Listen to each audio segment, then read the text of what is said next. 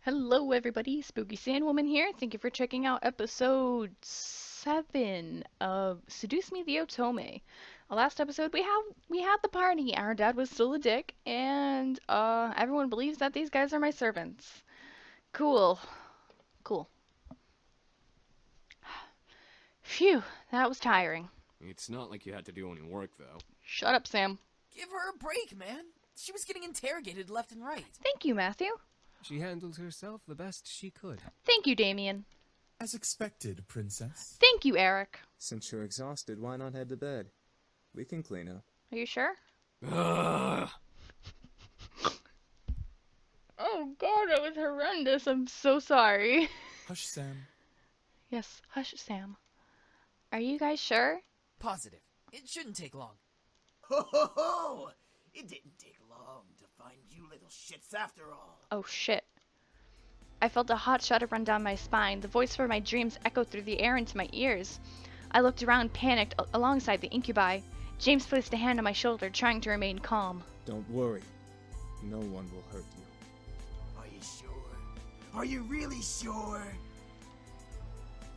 All of us shot our heads towards the doors, finally pinning down the direction of the voice. The doors quickly swung open, revealing a sight that I would have never expected to see. Oh.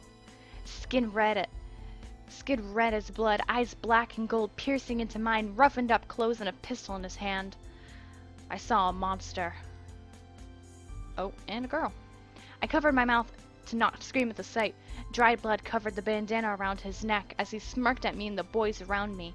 Beside the red-skinned man was a similar-looking woman in matching thug-like clothes. Aw, what's the matter, boys? You really didn't think I wouldn't find you, did you? I hoped you would, you piece of... All of a sudden, the man raised a gun at Sam's face and instantly pulled the trigger. What the fuck? I know I didn't like Sam, but come on, don't do that. We all gasped in shock, instinctively expecting to see a bullet run through Sam's face, but... What the fuck? What? Well, would have been a headshot ended with a loud but empty blank shot. The pistol echoed its empty shots as the man grew more and more pissed, pulling the trigger over and over in aggravation. Luckily for my ears, it became quieter after its first shot. Why the fuck won't you work? Maybe because you don't have any bullets. This place is protected. What did you say, Shrimp? No, his name's Damien, not Shrimp. This place has a seal, protecting it from hellborn magic. What the fuck is that supposed to mean? Ah! The man growled and threw his gun at Sam, who was able to dodge it in time. The pistol bounced off the ground a couple of times before sliding further away, hitting the wall in a final stop. As it stopped moving, the gun faded into black flame that disappeared into the air. The previous owner had this place protected by magic, Malix. Really? Malix. That was his name. His existence resonated in my memory from the dream I had. However, I looked to Matthew with the same confusion as Malix did. This place is protected by magic? It would seem that your grandfather had some sort of protective barrier around this house. From the looks of it, it only disables hellborn magic. Okay. Malix's face grew to that of extreme anger, his fist tightening as if he were crushing a stress ball. Then what's stopping me from dragging your asses out and shooting you then? Out of pure instinct, I stepped forward and placed myself between Malix and the boys. With no power, Malix wasn't going to fight. I took that chance to stand up to him instead of being powerless like I was in the dream. Fuck off. Malix suddenly laughed wildly, staring at me in disbelief. Whoa, whoa! Who let the bitch out of her cage? What is this? A reverse harem or something?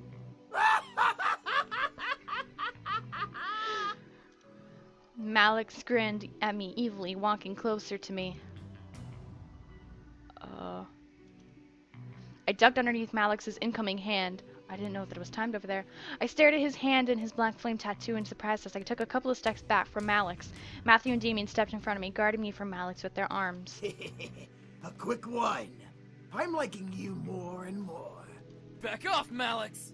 Don't start acting tough, you pathetic excuse of a demon. You need more protection than her. Shut up! Oh, did I make little Matthew cry? Why don't you just grow a pair? Enough, Malix. The woman, who had been standing in silence the whole time, planted a firm hand on Malix's shoulder. Malix looked back at her with a growl and a glare that could kill. Since when did you get the guts to speak out of place? We both know you've never controlled me. I want them dead just like you do. But now's not the time. Fuck off! I know what I'm doing. Do you? Even if you did fight them, there's 5 against 2. We never win. Shut up! Let's go, Malix! We're wasting our time! Excuse me. The two growled at each other. If they could have used their magic, I could sense a fire that would glow from underneath their teeth. What? Malix grunted and glared at the boys. He pointed at James, wanting so badly to use his fingers like a knife. Just wait, pretty boys. We'll get you and fuck you up real good.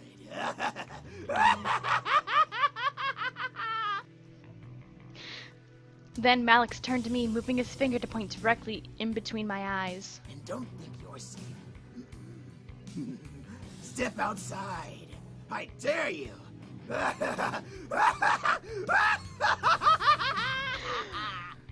When that laughter just makes me want to giggle. With that, Malix and the woman walked out of the mansion. The doors closed behind them, leaving the boys and I alone once again. I felt my knees give out from under me, forcing my boys to quickly turn to catch me. Whoa, whoa! Are you alright? Oh, thanks. Yeah. Why was he here? He's been closely tracking us. Our blood trail from the forest must have led him here. We should have stopped him and finished it here. For once, Matthew, I agree with you. I stood up and rubbed my arms, feeling the goosebumps Malix left behind on me. I couldn't stop myself from shivering in fear of his words. Malix, was he a demon? That son of a bitch is not a demon. He's a devil. A devil? There's a difference? Yes. Demons come from a different plane of existence called the Abyssal Planes. Devils, however, come from one of the 7 circles of a place humans know. It's hell. Despite us not being human, we are very different creatures. We actually have brains, for one. Devils always like to cause trouble and try to kill or torture others for their own enjoyment. Demons, like us, know when to use our powers and when not to. We're not stupid. Devils follow orders from higher-ups in their order, and their power only comes from their connection to hell. Demons all have free wills and don't rely on where they came from to use their powers. This is all so confusing. Demons and devils and magic all existed, and I happened to land in the middle of it. What do we do? You're safe. You've been protected as well. What? What Damien's saying is that the magic that protects this place also protects you. Your grandfather must have cast it when you last saw him or something of that nature. We can sense its aura around your body. Why didn't you tell me sooner? I couldn't believe my ears. It was the 3rd day of surprises, and this one took the cake in being the most surprising. I felt my head spin once again. What did I get myself into? Miss, please don't worry. We'll find a way to train ourselves and become stronger to finally finish this feud. I'm gonna kick his ass right now! Until then, we'll protect you as much as we can. If Malix comes back, we'll be here for you. But what about going outside? Won't he? Like we said, you have a protection spell on you. Even if Malix attacks you, he won't be able to use his magic on you. He'd be just like any other human you can fight back against. Didn't you say you knew Taekwondo? Oh yeah. Well, yeah. I felt somewhat relieved that I was mostly safe from Malix. Still, I couldn't help but feel very nervous and apprehensive about the future. The boys were safe here to train and become stronger, but what if Malix did the same? Even so, I was lost about how my grandfather knew about magic. I had to find out. At least I had time. I went to bed that night feeling nervous. Despite the words of the incubi, I felt like a target to something I'd never been able to explain or prove. Magic? Devils? Demons? How did this all even happen? Should I really meddle with this situation?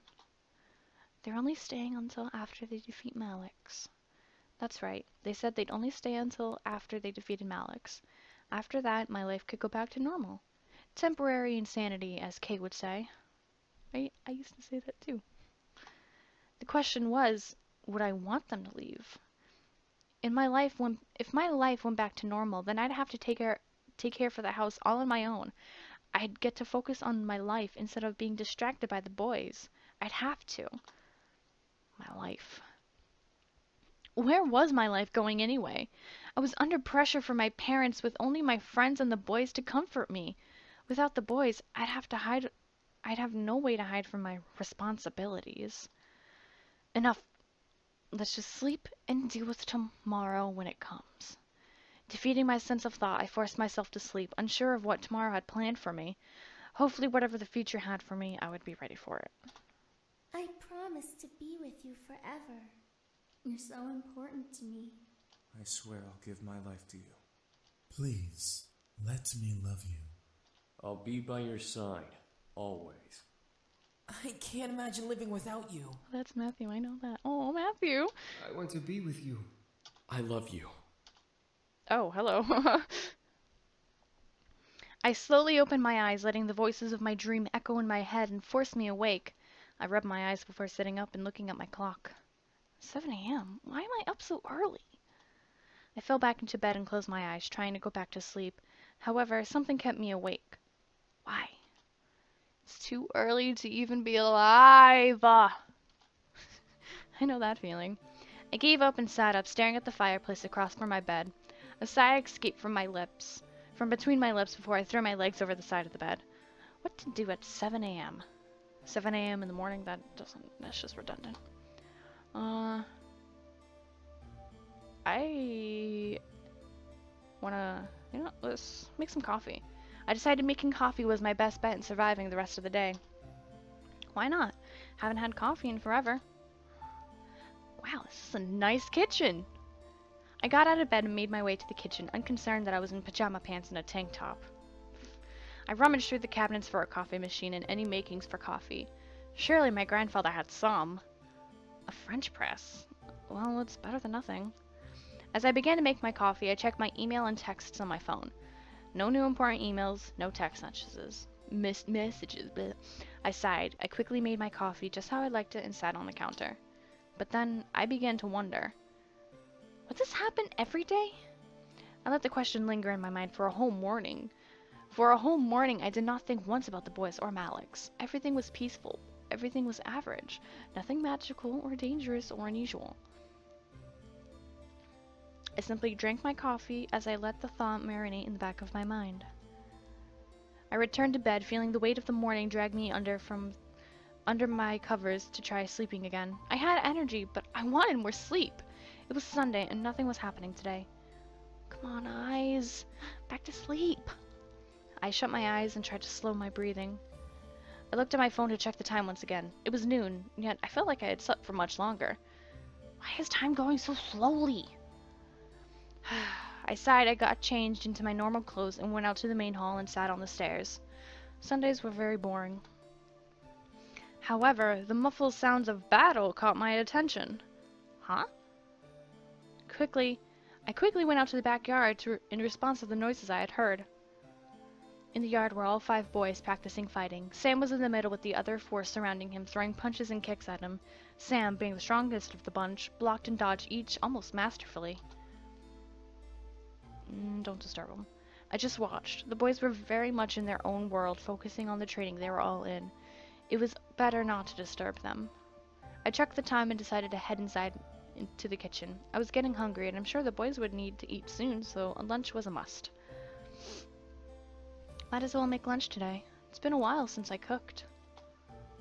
Lunch wasn't particularly hard. I decided to make simple chicken and rice. That sounds great. I love pizza, but chicken and rice right now. Gotta keep their energy and strength up with protein. I took my time to make almost perfect chicken breast alongside some rice. Cooking wasn't hard unless you didn't know what you were doing in the first place. I placed the food in the dining room, however none of the boys were there by the time I brought the final dish out. I carried the dish to the main lobby, catching the boys separating into different rooms of the house. Part of me wanted to go to one in particular. Part of me wanted to just leave them be and take the food in my hand to my room and eat. Maybe I could go out today while the boys were focused on training. Let's find one of the incubi. I quickly rushed back and grabbed a second dish before hunting down one of the boys. I couldn't find any. Aww. I could only shrug though. They knew where the food was, so I went to my room instead and ate alone in my room. Oh, it's not my problem. I turned on my computer and started to jam to music as I ate my food. As I ate, I began to think about going out. There were so many places to go, things to do. Oh. I don't want to go to the cafe again. This place is pink as shit.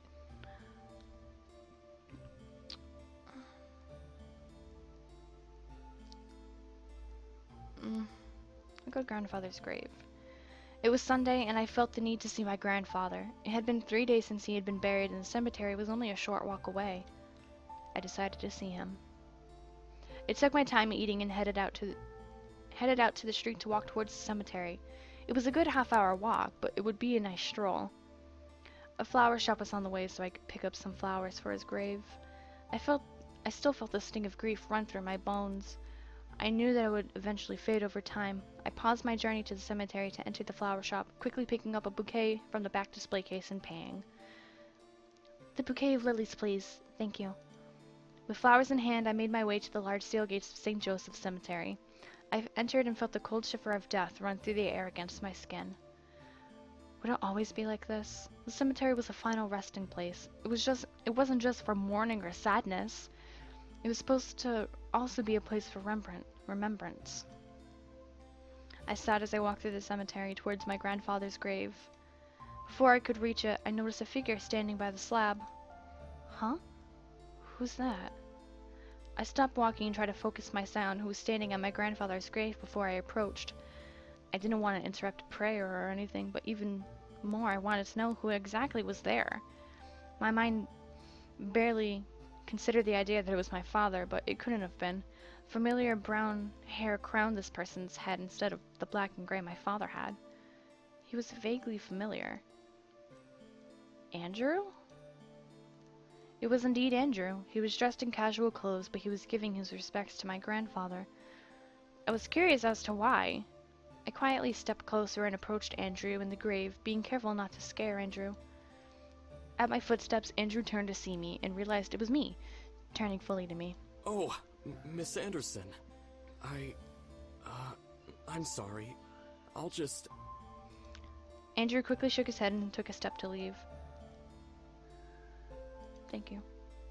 I really don't care for him. He doesn't seem very interesting, so whatever. Andrew bowed his head to me slightly before quickly making his way back to the front gates of the cemetery. I needed to be alone with my grandfather. I laid the flowers I bought beside the grave and sat down. Hey, Grandpa. God, this is sad. My mind began to cycle through everything that was going on as I sat there. Maybe it was because I was alone, or maybe it was because my grandfather was somehow involved. So much has happened in a short period of time. I can barely wrap my head around it. It's crazy. Demons, devils, magic, all of it real. For some reason, I felt that confessing to her grave was my safest option of saying anything at all about the whole ordeal. No one would ever believe me, and I didn't want anyone believing me for the sake of the boys in my house. I had to vent somewhere, and the gravestone practically allowed me that chance. 5 guys were in the house you gave to me. They were battered and bruised, and they needed help. I let them stay, but now there's a devil after them, and I don't know how to deal with it all. Is this some sort of test or something? A dream, maybe? I wished it was a dream. How easy everything would be if it all was a dream. I sighed. This can't be a dream. If it is, then it's a cruel one. I sat there, letting my thoughts run through my mind and into the grave. Ooh, don't do that. Soon I wound up saying everything I wanted to say. I felt at peace, which was strange considering the situation. Sorry, Grandpa. I went on a total rant. I stood and stretched gently. However, what stopped me mid-stretch was a small breeze passing around me. It was warm and made me feel somehow happy. I closed my eyes and smiled.